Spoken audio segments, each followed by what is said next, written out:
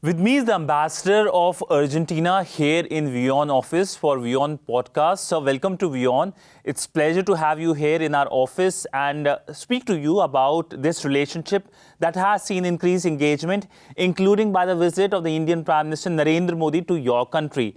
Now, my first question to you is an obvious question that how do you see the India-Argentina relationship? Thank you very much for this opportunity. Of course, it is a great pleasure to be here. And regarding your question, I would say that India is growing so much. India is becoming a more and more important country in the world today. You are now the number 50 economy. You are becoming number 4 economy. You will be number 3rd economy at the end of this decade. So in that sense, for a country as Argentina, India is becoming more and more important. I think the same happened to almost all the countries here. So that when I talk to my colleagues, ambassadors in Latin American countries and other regions, we are very excited for the possibility of serving here at this certain moment. You know, when I was given the opportunity to serve as an ambassador again, I asked to be appointed here since the relationship with India is becoming so much more strategic. You know, we were talking before, in the year 2019, Argentina and India elevated the relationship to the standard of strategic partnership. And now we are fulfilling this with the visit of the Prime Minister and with the economic relationship between the two countries of around $5 billion. So let's start with the economic relationship. We know that during the visit of the Indian Prime Minister, focus was on the review of the trade agreement, the trade arrangement between India and the Mercosur. So what's your view about the review of the PTA, the preferential trade agreement between the two sides? Well, as you know, the Mercosur is integrated by 4 countries, Argentina, Brazil, Paraguay, and Uruguay. The 4 countries are in the same page in such an extent in order to, in the idea that that preferential trade agreement has to be expanded because it has few products. So I think we are going to be able to work correctly. Now Brazil has the presidency of the Mercosur for this semester, and I think they are working good. It's not something that we only, the Argentines, can decide, but I think it is obvious that it's very convenient for our country, for the region, for Mercosur, to be able to work more closely to India, to which, the India and the Argentina's economy, and India and most Latin American economies are very complementary. There is a sort of objective cooperation, objective complementarity between these economies. So that's why it is very, very important we can achieve this, fulfilling this elevation of this agreement. So Argentina is quite rich with resources, especially when it comes to critical minerals as well. We have seen certain Indian companies also looking for resources in Argentina as well.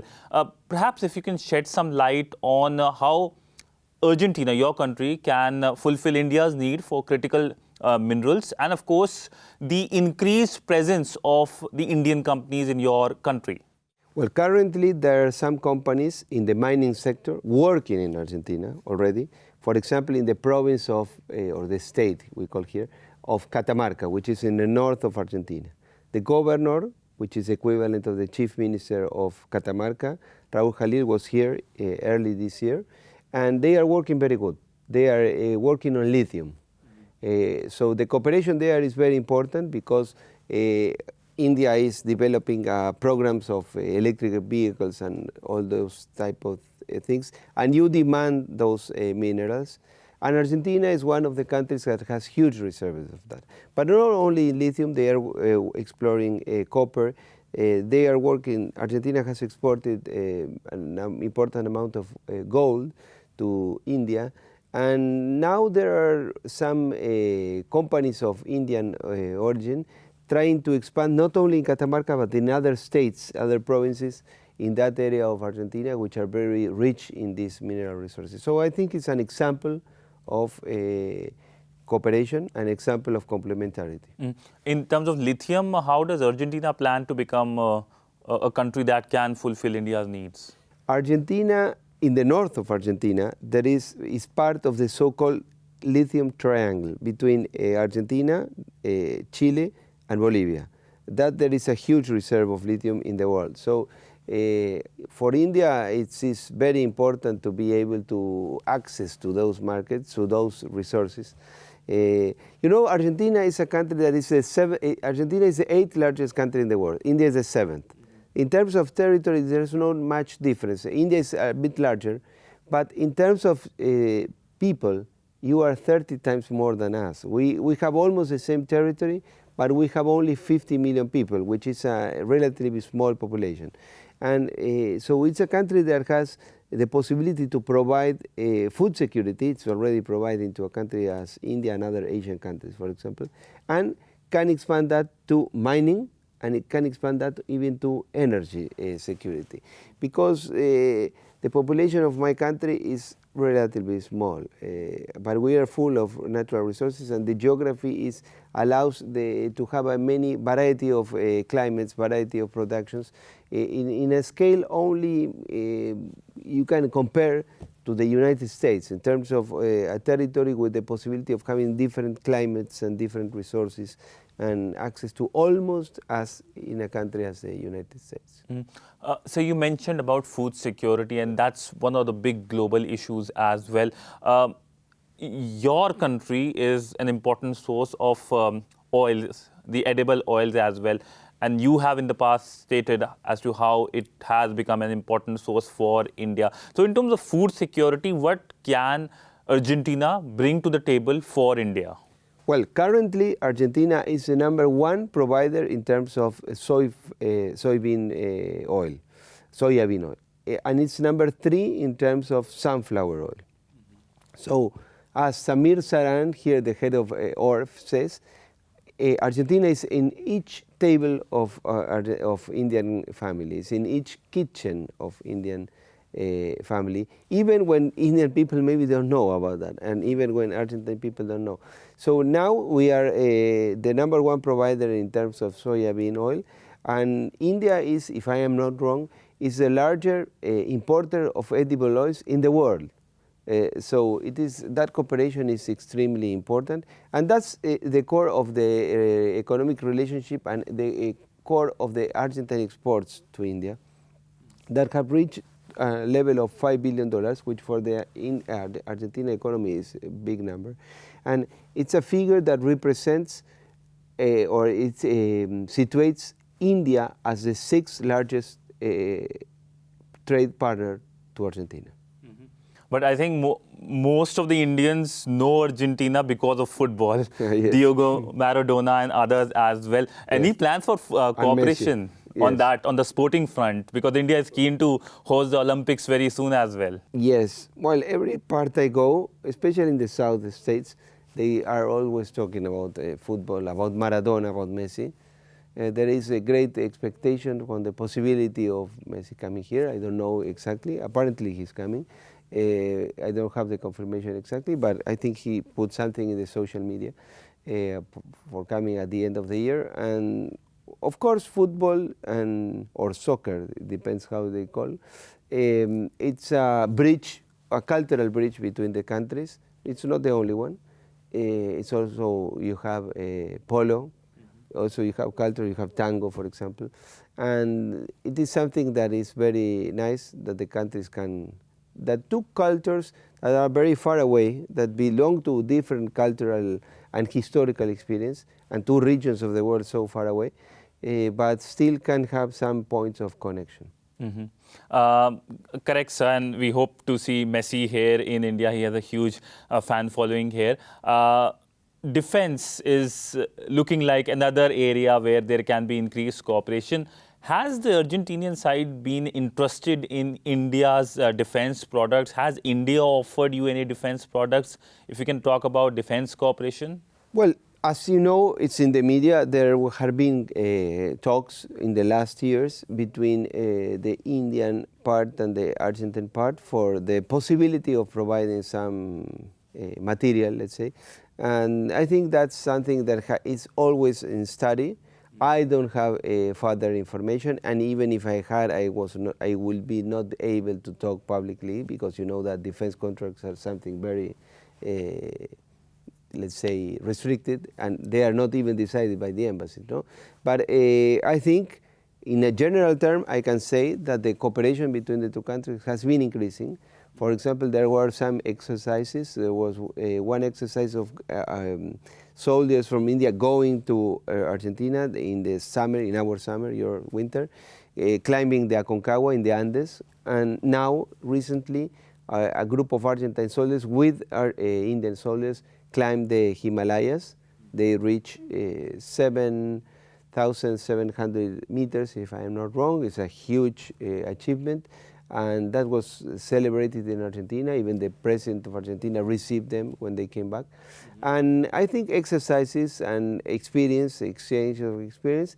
And then, of course, there are some always talks about this, but I don't know if this is going to be achieved soon or not.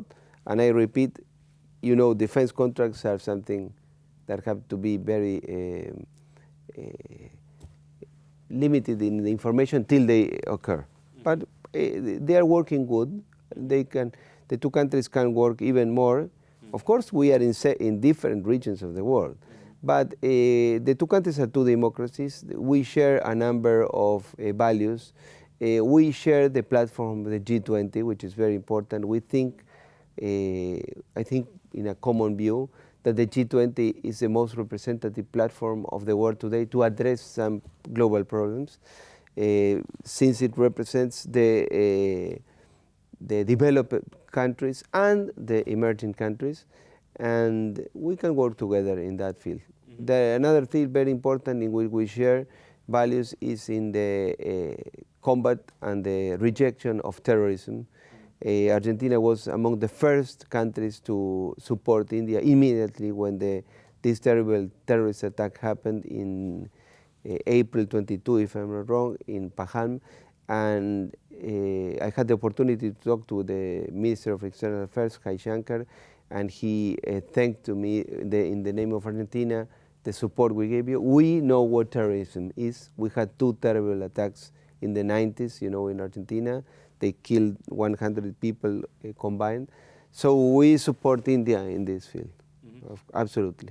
There are other two areas as well. One is space and one is Antarctica. I mean, I believe a lot of Indian tourists also want to go to that place, and there are reports of Indian tourists as well. Perhaps shed some light on those aspects as well. In the Antarctica, of course, there are some Indian tourists that go in summer. There are some cruises that go in South America, in Argentina, and they go also to Antarctica. And there are Indian tourists that go.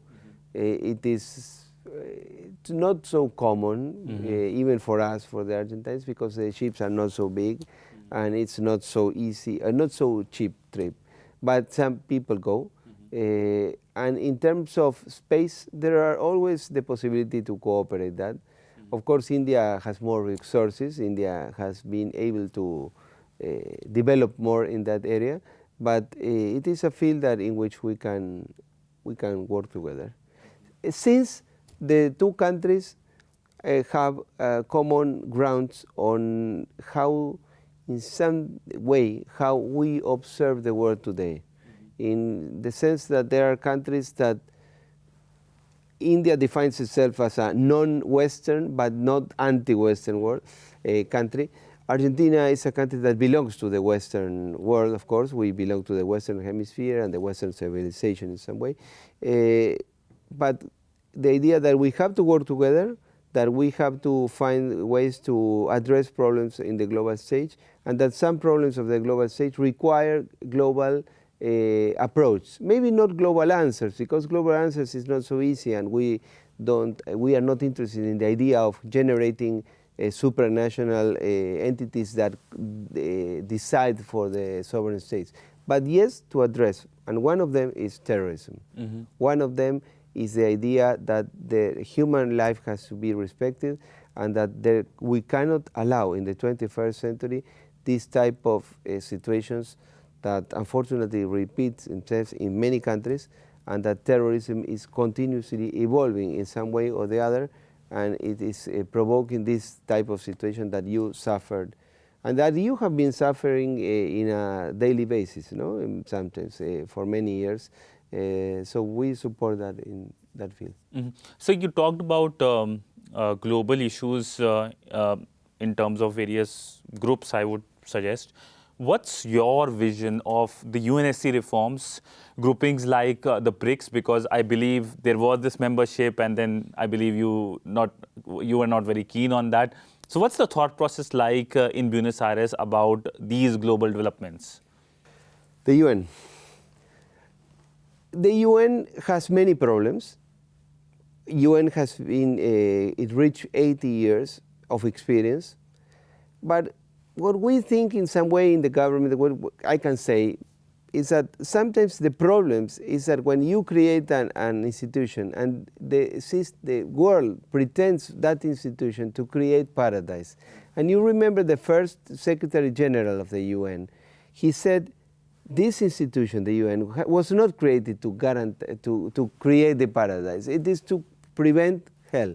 So in that sense, I think that the objectives of the UN are to preserve peace and security. Those are the main reasons for the existence of the UN after the drama of the Second World War and the First World War, and the drama of the Holocaust and the situation that happened during the war. So I think then there were a lot of institutions created of human development, of economic development, and they did not fulfill their objectives. And that's why sometimes the states and many people in the world think that that institution has to be reformed. The second thing is that, of course, has been a lot of talk during decades about the idea that the UN Security Council, on its original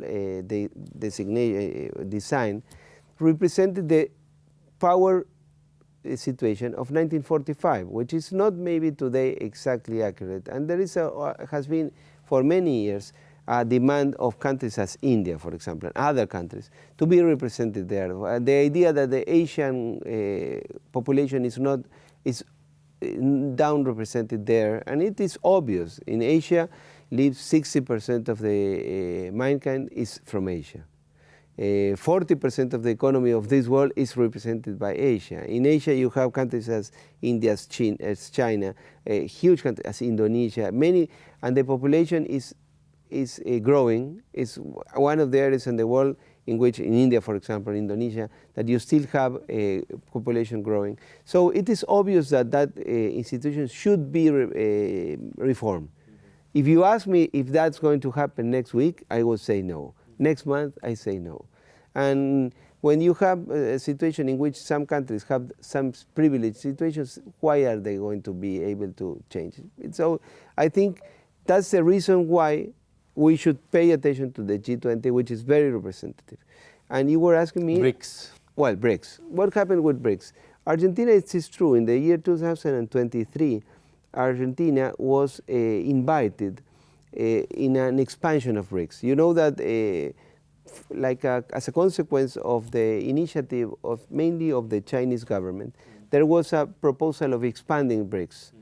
BRICS started, in fact, BRICS was an idea that was created in the intellectual idea.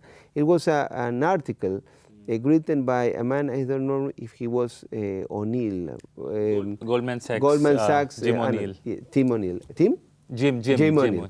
And he wrote something interesting, and it was true in the year 2001, that the economy of the world was the growing of the economy of the world. It was more explained by the growing of emerging countries than on the G7. And there were 4 countries. Originally, it was only BRIC: Brazil, Russia, India, and China, of course. Then, for geographical reasons, they added South Africa. But the economy of South Africa is not the scale of the others. And then, now, they are expanding that. That happened in a moment in the middle of an electoral campaign, and Argentina decided, there was a change of government, the government decided to deepen the relationship between the countries in the bilateral agenda and not in the BRICS situation. And I would say something that is not a mystery for anyone because it has been talked by the highest authorities of my country. The idea that at the moment that that expansion was being proposed to Argentina, there was incorporation of the Islamic Republic of Iran at the same time. And we, as you know, we have a very important problem with certain countries that has promoted terrorism, that put bombs to us, that attacked Israel. We have a great Jewish community, we have a great relationship with Israel, and we thought that that was not the correct moment, the right moment. And that's why they decided, the government decided to deepen the relationship with specific countries in the bilateral way. For example, here with India, that's why I asked to be appointed here in order, you know, I'm not a career diplomat, I'm a political appointee ambassador, and I asked to, and I think I'm the first political ambassador here in India, and in the idea that this relationship has to be deepened, it has to be more developed here and in Argentina, because this country is growing so much, it's becoming so important that government has to pay more attention to this specific relationship, and that's what we are working on. How do you see your president's global visibility, because he's at least on the global headlines always, and also his closeness with the US President Donald Trump? I think the president of Argentina is a person that has been talking for the last years, and then he entered in politics, and he made a great political career. In a few years, he became a member of Congress, and then he became president in some way and unexpectedly. And a lot of people are observing this situation because it is a leader that has talked many things that people were thinking and that no one was able to say without with fear of being objected. In some way, other leaders in the world have been able to do this. And you know that the government of Argentina is developing a program of deregulation of the economy. And that's something that it was needed in Argentina because the economy in the last 20 years, the last decades, but especially in the last 20 years, the government has been growing so much that it has been developing a huge quantity of regulations and licenses, in some ways similar to the what here in India you call this, the period of the license raj, the idea that the economy was over-regulated. And so now the government is trying to reduce those regulations in order to provide people more freedom in order to develop their own economic ideas. And you know, as a matter of fact, when the president of Argentina received Prime Minister Modi in early July, I had the opportunity to be there in that meeting, and a lot of talk was developed on this. And the Prime Minister of India, Narendra Modi, he explained that especially during his first years in power, he talked about his own experience of trying to derogate, to eliminate one regulation a day during his early stage in power in order to provide the economic factors to be able to work more freely. So this was a part of conversation by the Prime Minister with the Argentinian president. Yeah. And in that meeting, one of the ministers of the Argentine cabinet, the Minister of Deregulation, was there. And there was a very interesting exchange of experience because our government asked India the Indian experience on deregulation of the economy in the last 3 decades. You started that in 1991, but especially in the last decade during the leadership, under the leadership of Prime Minister Modi. And it was a very interesting experience because you know that when the government starts doing everything, pretending to do everything, and that fails everywhere. Socialism has failed everywhere. And the only socialist countries that apparently they work is because they don't apply socialist ideas. They are socialist only in name. They are free market economies, that's the truth. I got your point. You know, it is obvious. I think in some way in the world, although we are, it is a world integrated by nation states and we belong to different cultures, but in the economic arena, there's no such a thing as nothing new to invent, because more or less the world has enough experience to know that when a society allows the individuals or groups or families or companies to develop with the minimum state regulation required. You need some state regulation because you need to be able, people have to be under the law. But under the law, everything you can do. And in those cases, societies thrive. There is progress. But when the state tells you what you have to do, what you have to produce, what you cannot produce, the maximum prices, minimum price, that distortions, and at the end of the day, they happen, they bring poverty, because you are enriching one group and giving poverty to the rest. So in a certain sense, you see India as a model. I think that the Indian experience it is a model of learning for the world, as it is no doubt that China, since 1978, when Deng Xiaoping started his reforms, they were able to become the economy number 2 in the world, and that was made thanks to the free market economy. And I think that since 1991, India has been deregulating the economy, and you are growing so much that you have become the 5th or the 4th largest economy in the world. Of course, you still have problems, because a lot of people have to be incorporated to the middle class, and many problems. But our own economy in Argentina, it's the same experience. When we try to regulate everything from the state, that it doesn't work. It is obvious. You have so many experiences in the world. Let's say you have the two Germanys, a country, the same country divided. In one part they were growing and the other one were under the rule of communism. It's the same people. Korea, the two Koreas. So many examples. It's obvious what we are talking. So we think that that's a good example, and I think India, it is becoming so important. That's why we are happy to be here, with the possibility of trying to work in this relationship, which I think is very mutual beneficiary for the two countries. So my last question, I know you have a packed schedule. We've already crossed the 20 minutes deadline. The relationship between your president and the US president, how do you see it as this is something that is talk of the town, to use a understatement? I think there is a very good report between the two of them. In some way, President Trump is, the administration is helping Argentina. There are some common values, let's say, but I think that the importance of the relationship are good when it is not only in the personal level, no?